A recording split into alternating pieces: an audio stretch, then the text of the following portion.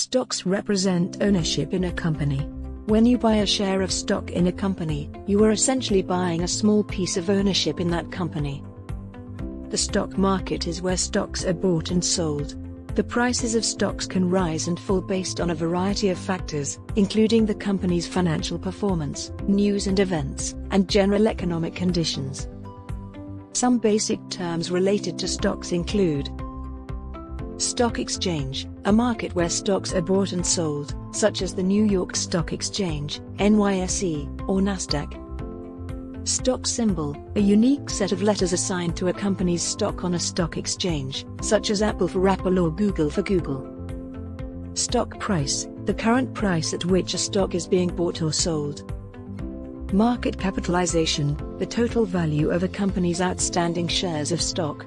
It is calculated by multiplying the stock price by the number of shares outstanding. Dividend, a payment made by a company to its shareholders as a portion of its profits. Not all companies pay dividends. Investing in stocks can be a way to potentially earn a return on your investment, but it comes with risks, such as the possibility of losing money if the company's stock price falls. It's important to do your research and understand the risks before investing.